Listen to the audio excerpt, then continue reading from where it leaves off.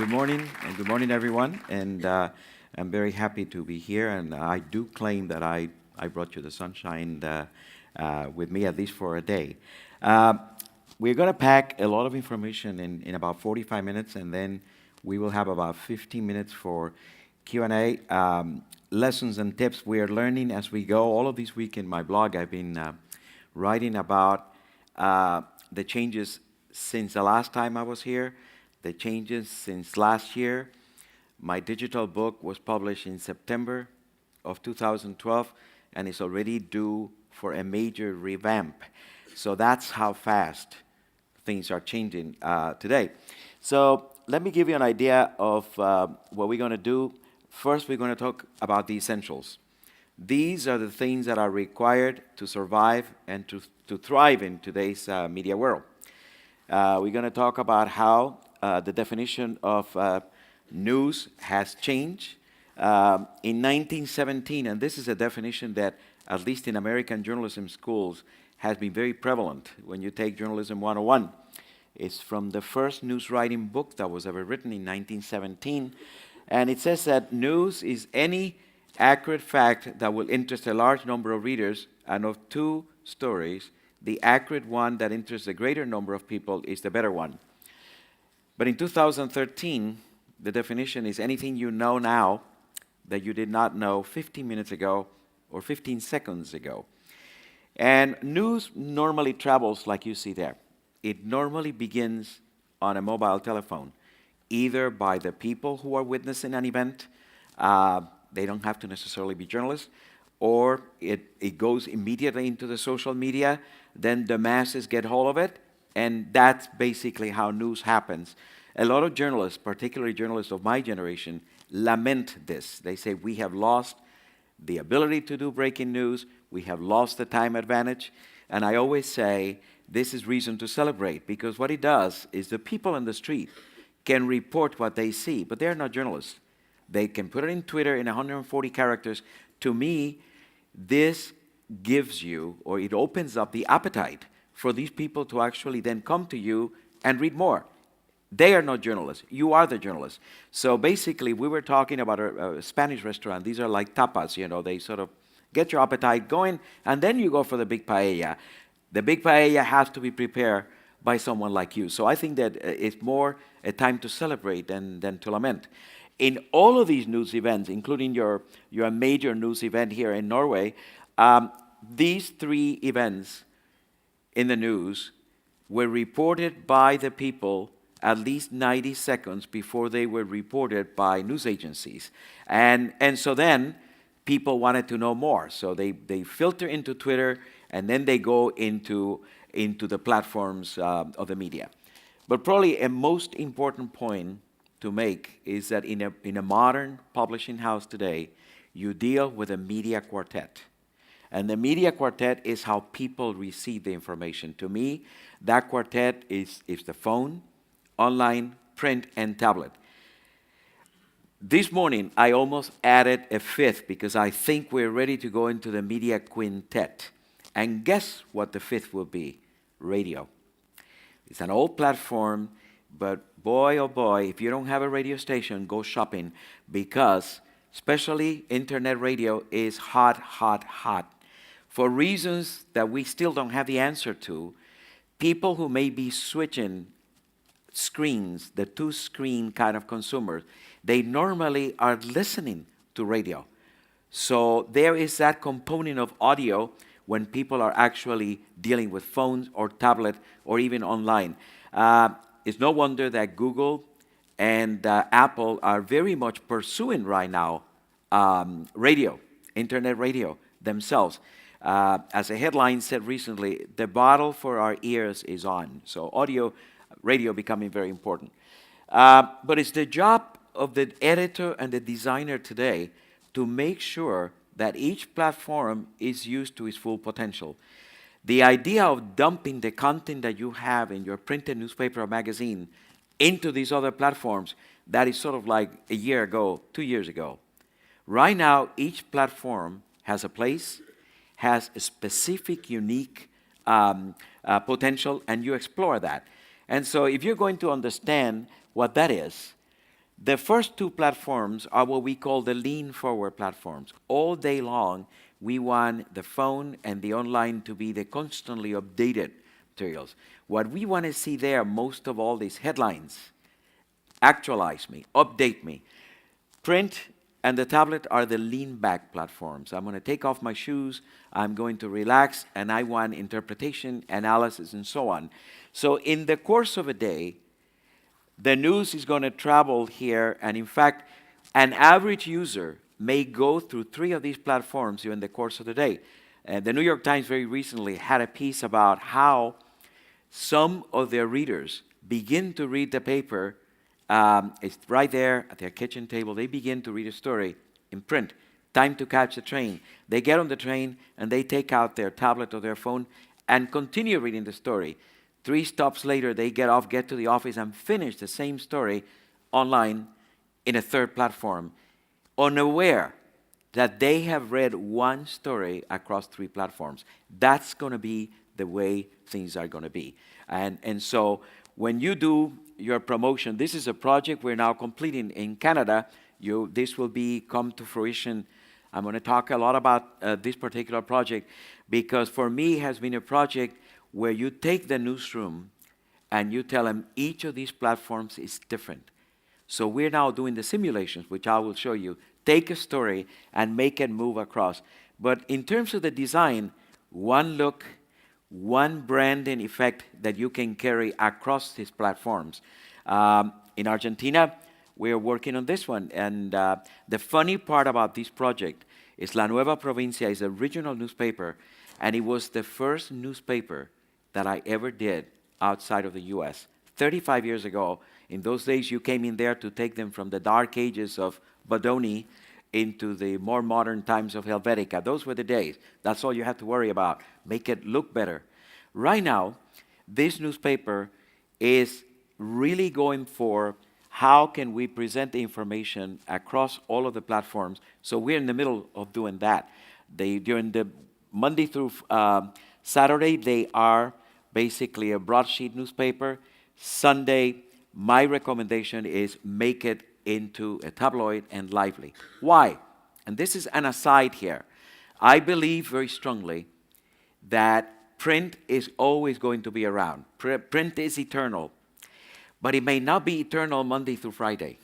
Okay? And in some markets, this will happen in 2 years. In others, in 10.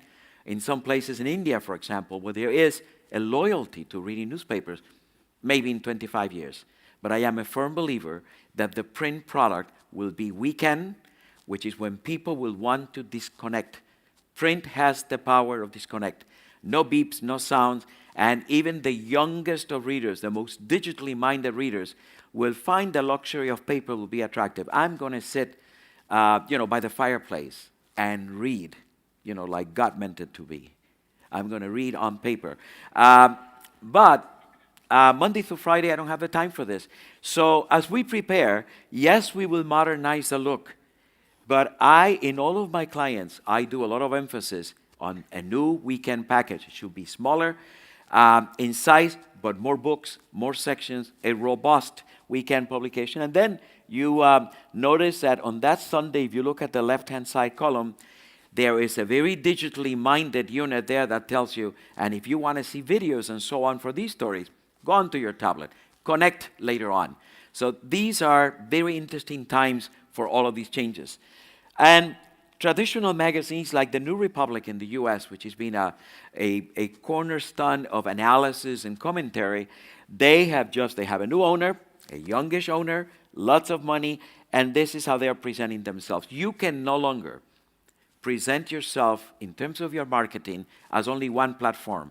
I recommend that you never show in an airport, on a train, on a bus, a picture of either a phone or an online or paper or a tablet. You have to show the world that you take the news across the platforms when you want it, how you want it, but there is one look that extends across all of them.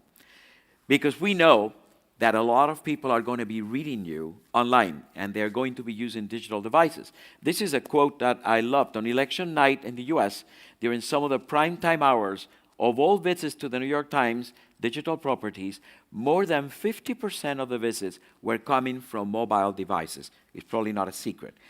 But only 2 weeks ago, Times Warner came out with this, interesting bit of information on how people switch the platforms.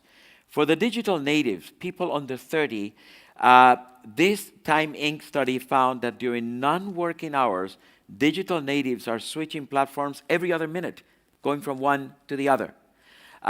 It's the whole idea that for that generation, if they don't get a text message for more than 10 minutes, they do believe seriously that the world doesn't love them anymore. What is happening? Why am I not getting a message? So they have this connection.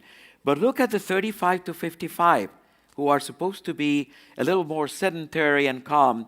They are switching platforms 17 times in 1 hour. So age is really not a factor here.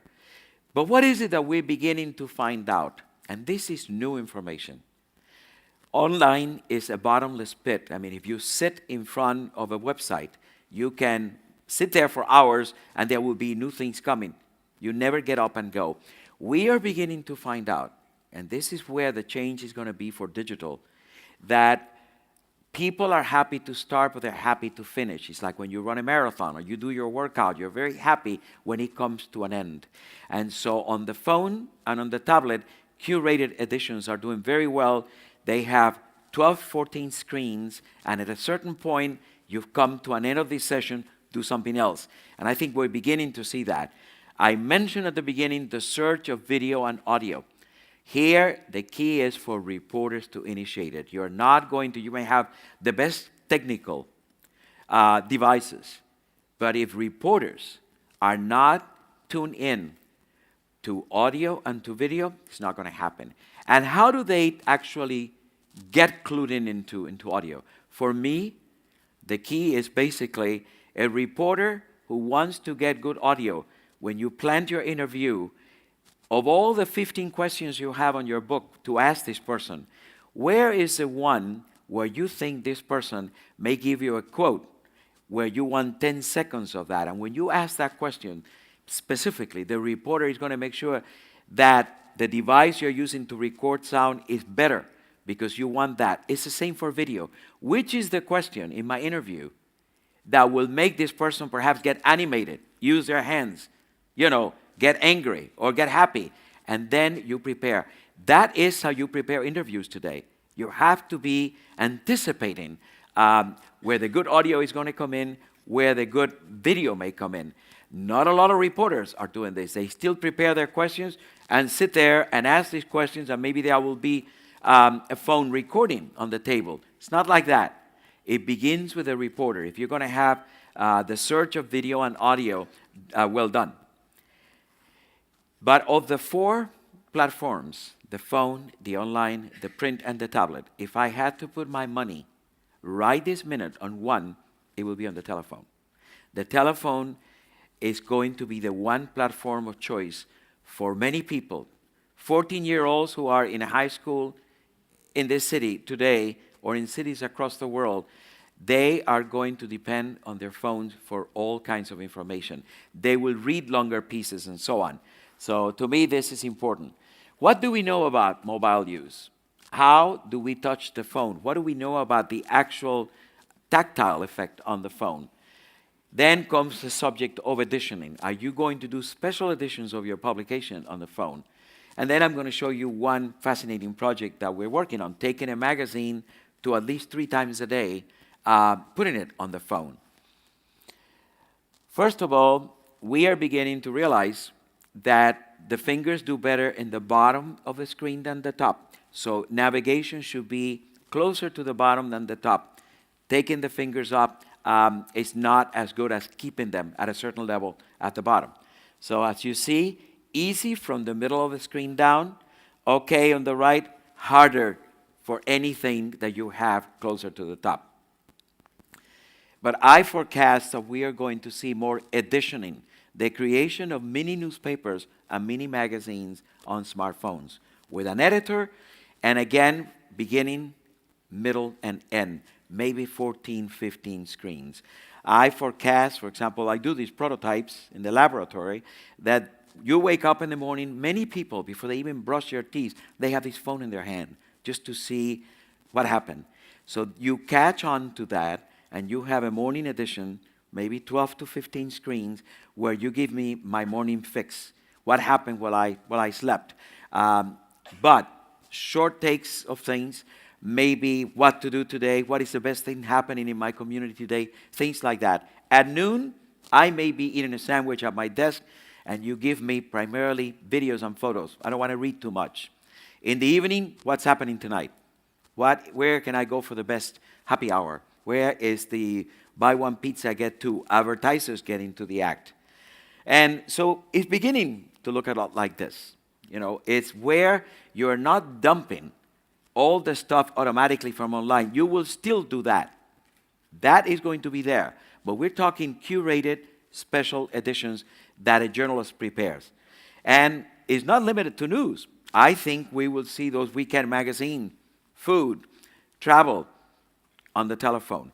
To me, this is the real exciting revolution. We are seeing it for newspapers around the world. This is from Portugal on a business one. This is from Denmark, some that I like very much, where you really have good editioning on the telephone. So let's talk about the curated mobile phone edition, which I think is where the action is. Where you have an editor specifically preparing this and capturing. Look at Paris Match. Okay, this is a prototype. This is a magazine in France that comes out once a week. So the editors are used to thinking from Monday to Monday. Here, 3 times a day, you will have capturing the mini moments, for example. In a magazine like this, there are photo shoots taking place. There are interviews taking place. Well, why wait 7 days? You can promote some of the things you're doing. If a photo shoot is taking place today, you can do it. Here you see the prototype, one story to read. The cover from 50 years ago. But this was interesting. They are doing a photo shoot with Eva Longoria on this day for a 12-page spread. But she starts playing with the photographer and throwing rocks at him on the way to the beach. That would have never been in the magazine. This was fun that was lost. You capture the mini moments in the launch edition, and then you tell me next Monday, when Paris Match comes out, there will be a photo spread on Eva Longoria. In other words, don't waste the stuff that happens in a newsroom, the great conversations. For example, this reporter is going to a premiere tonight. So she comes on for 20 seconds and tells you, I'm going there. What would you ask the stars of this movie if you were me? Stuff like that is what makes this, but it's only 12 to 14 screens, nothing else, and it does have an end. I want you to see that at the end, just like in the movies, I have the credit lines, and it says the end, and it also has one sponsor. Starbucks would sponsor the morning one, Garcia, you see the end, just like in the movies. And then go and do something else, 3 minutes, that's it.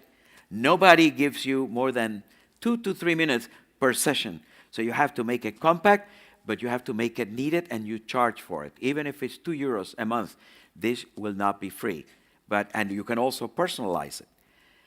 Then comes the tablet experience, which is beginning to change. And that's why I would have to rewrite so many portions of my book that came out only in September. What is changing now? Many people are beginning to see the tablet experience as probably the replacement for print someday. And so the tablets, which began primarily used in the evening as a lean-back experience, are beginning to come in the morning as a lean-forward experience. And many have it in the morning and then have it in the evening. La Presse in Canada has invested heavily. This is a French language newspaper, and they have just come out 2 weeks ago with their new tablet edition and publicly said someday, they didn't say when, we will not have a printed edition of the newspaper anymore. So they've come out with what I think is a beautiful tablet edition. But what is the main problem? The main problem is that if you come out at 6 o'clock in the morning with a tablet edition, it has to say newsy in 10 seconds. It cannot be just a beautiful landscape as you would use in the evening, which is more lean back. So what is missing from here is the spirit of news because it's curated, and once they do it there at 6 o'clock in the morning, it doesn't change until the next day at 6 o'clock in the morning. And so the problem is, when you have breaking news, like Boston, if you go online, you do see it. But the tablet edition doesn't change. So there has to be that element of compromise. A morning edition of a tablet newspaper has to have the feeling that it has news in it. I mean, it's beautiful. This is the sports section. It's done very much in what I call the flipboard style, navigation in a pictorial way through photographs. I'm sure that eventually they will begin to change it to make it newsier. I want to show you how the newspaper looks. The newspaper is already quite magazine-ish, and so maybe that is why their tablet edition is the same. Then, at the other end of the spectrum, you have the tablet editions that are constantly updated with the look of a traditional newspaper. The New York Times is one of them. This one is constantly updated, but it does have that look, the newspaper look, and people don't want that either. When you do the research, they don't want this to mimic the newspaper. So compromise is the key, and I will show you who is doing it right. O Globo in Brazil gets closer to doing it right. They begin with a news story. They have other news stories at the top, but it's still pictorial. Here you have a traditional newspaper look, not the way to go. Here you have O Globo with a big news. The headline says, "One attack." This is the Boston Massacre. 7 doubts or questions. The Washington Post just did theirs, but like the New York Times, playing it safe, mimicking the newspaper look. A tablet edition should not look like a newspaper. This is another animal. You don't have to really, and I always compare it to what I call radio days. When television first began in the US in the 1940s, the people who went to do radio, to television, were radio people.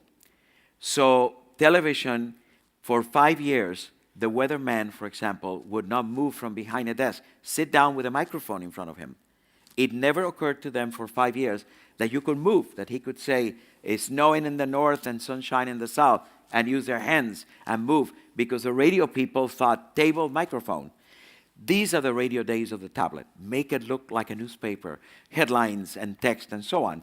Others are doing the combination. The Guardian does it very well. You still have the spirit of news, but you have more of the flipboard approach where you can actually click and go based on pictures. And of course, Bildzeitung, which is Bildzeitung. I mean, anytime you talk to a German, they say, "Oh, I don't read this newspaper," but 5 million people do, so somebody must be reading it. Nobody that I know, but 5 million people do.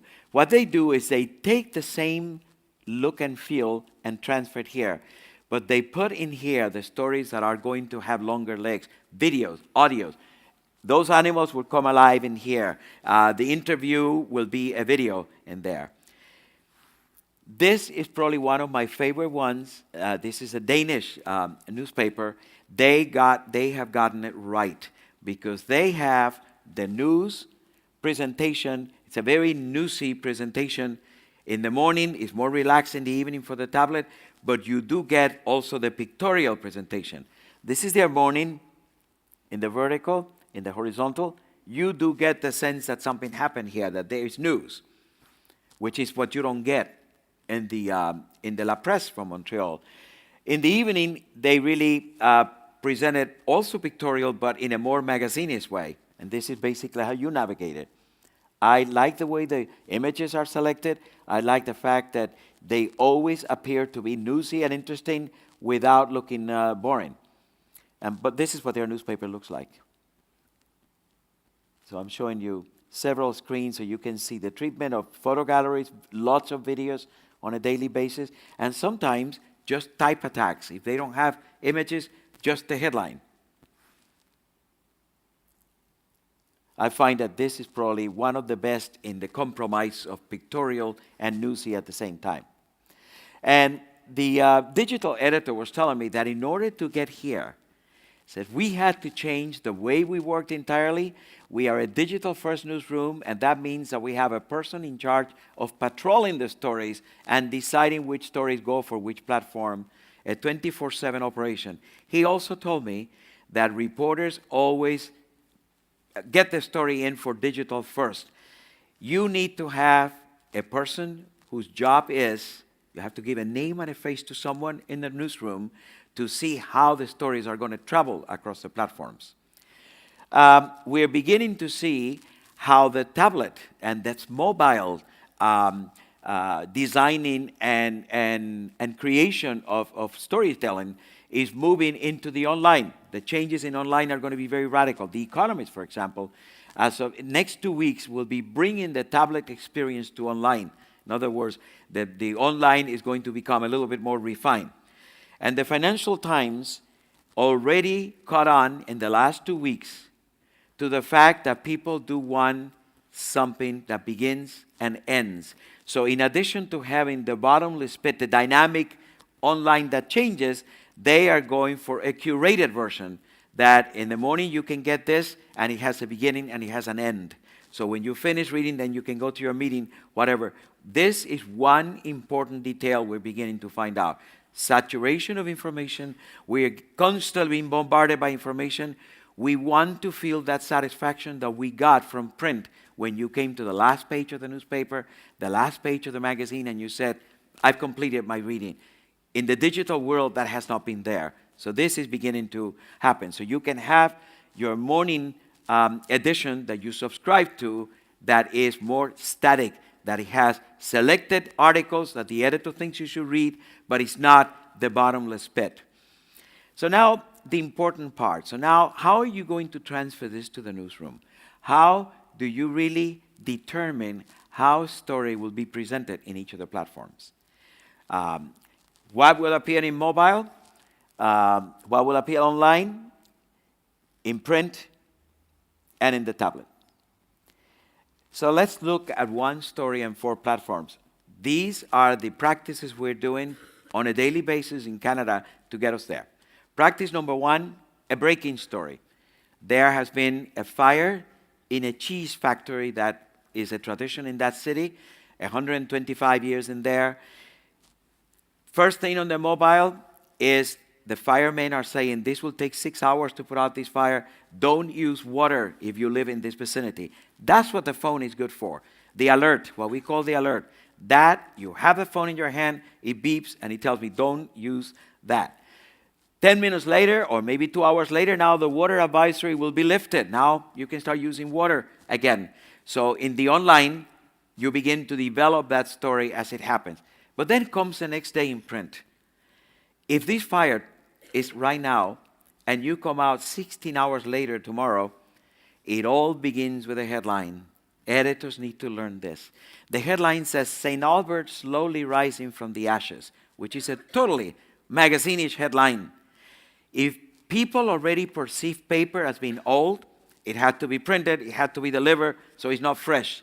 If on top of that, an editor writes a headline that says, cheese factory fire destroys building, kills 2, I already know this. Oh, I don't want to see this. So you need to write what is called the second day headline on the first day. And you have to assume that people know what you're talking about. Easier said than done. Okay? I spend every week of my life dealing with editors. And the editors will sit there and tell you, oh, but many of our readers don't read online. We don't care. We don't care. If you decide to sit there and cater to the people who don't read online, you're dead. This is a newspaper that will disappear.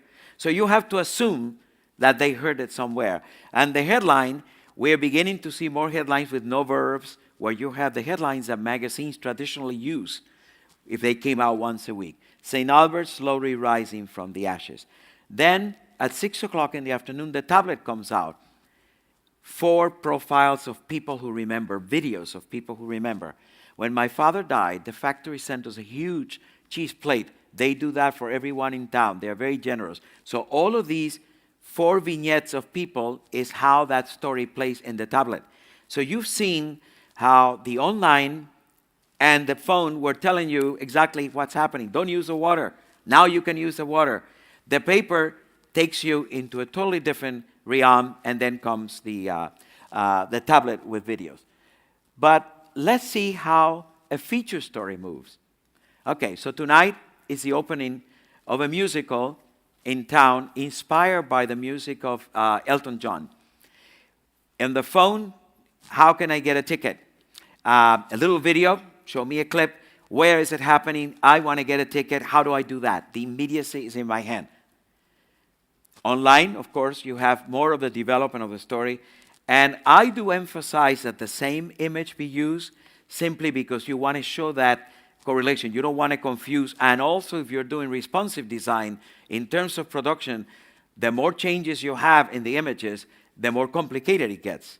So this will be the online. That will be how it will be presented in print. And then this is how it will be presented in the tablet, where the video, longer videos, more interviews, and also the interaction. Ask questions about this musical, and you watch a rehearsal. You know, again, a video that is not in any of the other platforms is here. You don't put this rehearsal video online because online people are going quickly and trying to get the information during the day. In the tablet, they're relaxing with you. So one story, 4 platforms. These are the exercises that you do every single day, and I can anticipate to you that it's not easy. Not everybody joins the program. Not everybody wants to be part of this. It's not easy. So you concentrate on the ones who are with you and the ones who want to do it. And some people don't survive. Sometimes if the editor cannot be redesigned, you get rid of the editor. Basically, that's what it is. And it has nothing to do with age. I'm an old man, a print man, 41 years in this business, 66 years old. I wish I was 29 because this is fun. I trained to be a journalist, to be a storyteller, and now I can tell stories across 4 platforms. No need to cry, need to celebrate. But there are 45-year-olds who are still thinking that it's not news, nothing happens unless it's ink on paper. No good. You are 45 and you think like that, change professions. Okay, so then now we have another type of story. An interview. How does an interview with an author place in the 4 platforms? Okay, this is an author who has written a book which has become very popular in Canada about bullying. What to do about people who bully you at work or your child in school. Okay, and the phone is the author will be signing autographed copies of the book at such and such a bookstore. That's all you need in there. Okay? Then here you have the online presentation where you have a video of the author speaking. This is the version of the Q&A with the author in print. And then in the tablet you have more of a transcript of the interview. But if the online had only 5 questions for that interview, in the tablet version, you have the entire interview on tape. But you have to make that process easier across platforms. So how do you do that? How do you integrate? And that's where the journalism comes in. This is when you do the journalistic part. Let's take a look. On the phone edition, we want to make sure that they get a summary of the story and 5 key points. Some people, all they want on the phone is the key points of the story. If they wanted to read the entire story, you click on that where it says the full story, and of course you're reading the full story. But the 5 points of each story is the key here. How do you do that? In our program, when the reporter writes a story, he or she highlights 5 key points in the text. And those are the 5 points that automatically filter into the phone. To me, this is a good test. If a reporter goes through this and cannot find 5 good points to highlight, rewrite the story. If you cannot find 4 or 5 key points. So this is typically how it will be done. You begin the beginning of the story and 5 key points that are going to filter automatically there. But where else will they appear? In the online, where you're reading the story, those 5 points are the points you put on the side. So you are using, the reporter does it one time, highlights these points, they filter into the phone, they filter into the online edition. This is what you call a planned editing for storytelling. This to me is the most exciting stuff that is happening, and you have to do it with simulations. You have to abandon how you now edit and start looking at how can I edit the story across the platforms. I think everybody benefits. So now what is it that the tablet users want? What is an ideal app like? Number one, they want curated content. They would like to make sure that you have prepared something special for the tablet, but they also want a news ticker. At any given point, you see the news ticker. This is one we've done in Austria. The news ticker takes you to the online. What are the 10 stories that have been updated online? And they also want, believe it or not, to see a PDF of the newspaper that was printed. Don't ask me why, but that's the way it is. So if you click where it says Cronensight on the logo, you go to an e-paper and just see the paper that was printed. The Times of London just came out with their tablet edition. And again, this is the modern tablet editions begin not with a lead story that might be in the newspaper. In this case, this is an evening one. They begin with a story that lends itself to video or to photos. And immediately, if you want to go into more of a newspaper mode, you click edition and then you see this. And then you can go to news, to business, to sport, and just read the stories. But the beginning was more of a magazine-ish kind of beginning. So here you see how you travel. The preferred navigation is a carousel. So it's very intuitive. You go to the bottom and then you go from there and start reading. The most important thing for the tablet designer is that when you design for print, you design for the brain and for the eyes. When you design for the tablet, you design for the eye, for the brain, and for the finger. And you must keep that finger happy. If all you do is flip like you do in print, that finger is not happy, you get very frustrated. So pop-up moments are extremely important. What are pop-up moments? When something, audio, video, you click and something really happens. And that's the key to tablet design. To me, is basically like what you see in children's books. If you can read Cinderella to a child in a flap book, they probably go to sleep sooner. But if Cinderella can jump out of the page, it's a more exciting proposition. The New York Times, for example, doesn't do it often enough. You are looking at a story about a Broadway play, and they put a photo there like it was 1960. My finger starts touching. Why don't I get 45 seconds of a video here? So you have to make sure that you create these pop-up moments. How do you do it? When you plan a tablet, it's like when a movie director plans a movie. There are no page numbers, so you have to do a scene by scene on the wall. That's the beginning, 3 pages of politics, 2 screens of that, 5 screens of the other. You do this on the wall, and then you get a sense of how it's going to happen. Then you try to make sure that there are pop-up moments. Adele will sing in here, or Pamela Anderson, there will be a video of her. Whatever it is, those buttons represent the magic for tablet editions. The best newspaper doing this in the world today is the Bild-Zeitung of Germany, in my view. They have really become masters of this. Every single day they select 5 to 6 stories for pop-ups.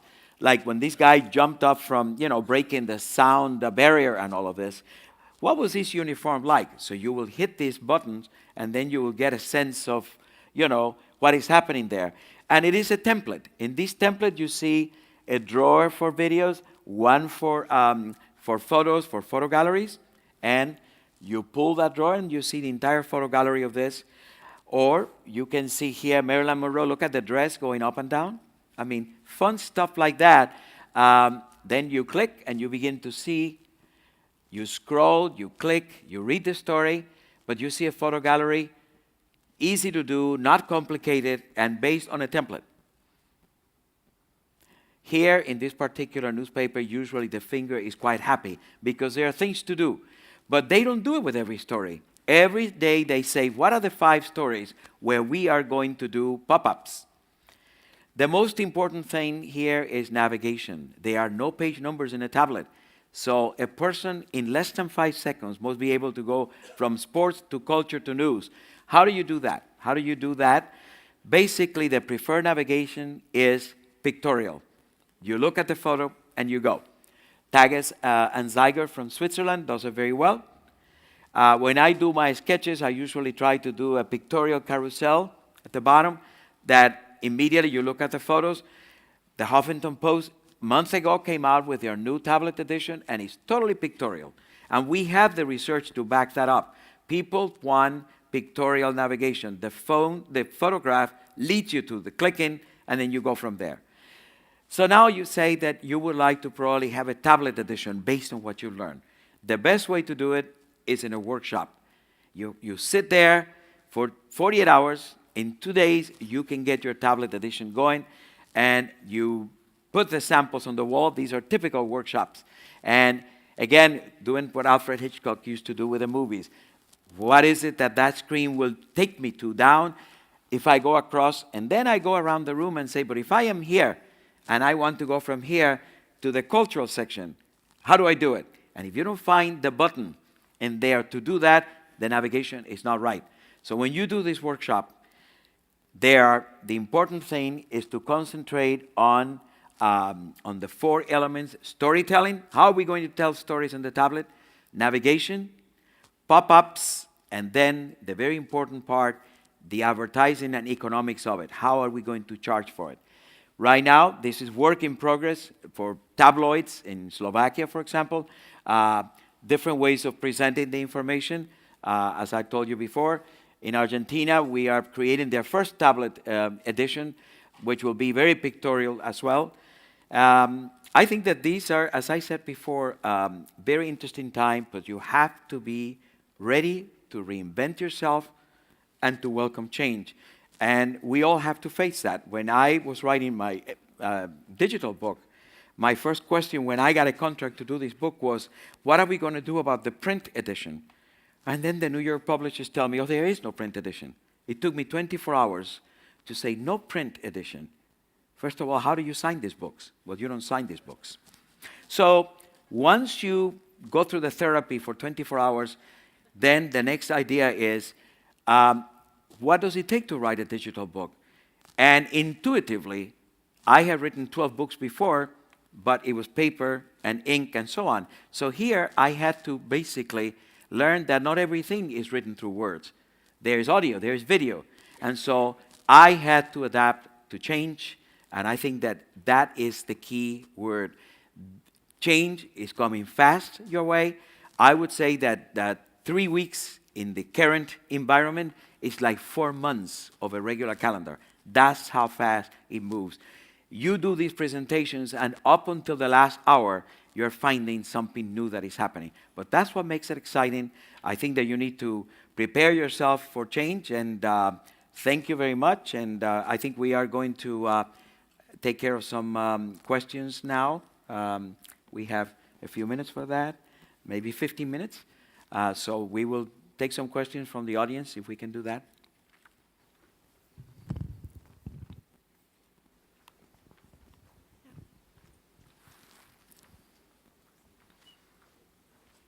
Any questions?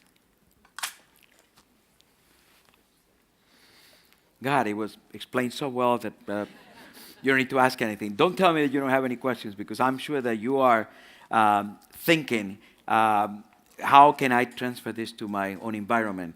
How easy is it to do it? My first advice, as I said before, is count on the people who are with you and create a group of those people who are enthusiastic about the change before you move on. Any other questions from anyone? Yes, oh, there's a question here. Can we have a microphone here, please? And then one in the back. First, thank you for an excellent lecture. Thank you. It's great. I'm not in a business. I'm an educator. So my question to you is, what's the good advice for my students? I'm teaching graphic design. I'm teaching media. I'm teaching media and communication. But we're sort of, we're looking for new solutions. We're looking for a new future. It's hard to teach because we don't have all the resources we need, but we need good advisors. That's the most important thing. So what would you say to my young students, 17, 18 years old, with a future in communication? Good question. I think that if I were a professor today, and I have been a professor for many years, and you cannot try to keep up with the technology, because it changes, and the students will be able, once they're on the job, they will keep up with the technology. You need to teach them the basics of visual storytelling. You need to, if it's a design class, the basics are still there. Space relationships, you know, how to use type, and what is the best way to tell a story. To me, this is how I would teach a class today. And then, once you teach the media quartet, you have to get the students to, at least on paper, do an exercise on how that story will be presented individually on each of these platforms. I don't think that the good journalism schools will anymore have people coming in to study newspaper journalism or broadcast journalism. I think that the emphasis is going to be on storytelling. We are all storytellers, telling stories through a variety of platforms. Emphasis on the story. How to present the story is the key. And you don't need any machines to teach that. You can do that under a tree. You basically conceptualizing, how will I present this story? To me, that's the key. We had another question in the back. Yeah, hi. Oh, this is loud. My question is, you've shown us some really great designs on different solutions and in interactive tablet formats, etc. But how do you see these kind of designs facilitating what advertisers want when it comes to monetizing that content? Well, this is, we only have 45 minutes for all of this. The advertising workshop, this is 3 hours, because that's where a lot of the action is taking place. Advertisers love these digital devices, but not in the digital devices. You don't have banners, you don't have static ads, you have basically storytelling applied to the product. People who are into these digital devices want to have a story. For example, in the Perry Match presentation, if Starbucks is the sponsor for the morning one, it's not just come and get coffee at Starbucks. They're going to present a story about the lifestyle of the people who go to Starbucks. Not only that, because Starbucks has music, they will introduce the music that they're selling, the CDs, the CD of the month or whatever will be presented there. So advertising also moved towards storytelling more than the product up front. But that's, I mean, if we could have done 1 hour of this, and that, a lot of stuff is, fascinating stuff is happening there. Read my blog, because if you Google that, I have like 10 installments on advertising. The best advertising right now for digital is done by Condé Nast, and you can find it in GQ magazine, all of those magazines. That's where the good examples are. But go into the Garcia Media blog, and you will have about 10 recent blog posts on advertising. But aiming for storytelling, and just like the newsrooms are slow to make all these changes, the advertising agencies worldwide are 5 years behind. They are still, for the tablet, they will send you the video they give for television advertising, which is not the idea. Remember, in the tablet, the finger must be happy. You want to see how that product looks. You want to tap and see. And the advertising agencies are not there yet. I don't know, maybe in Scandinavia, but in the US and parts of Europe, this is not happening. Another question? Did we have another question in the background there?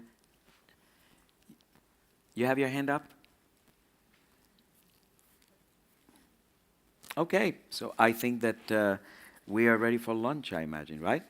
Thank you very much. It's been my pleasure. Thank you.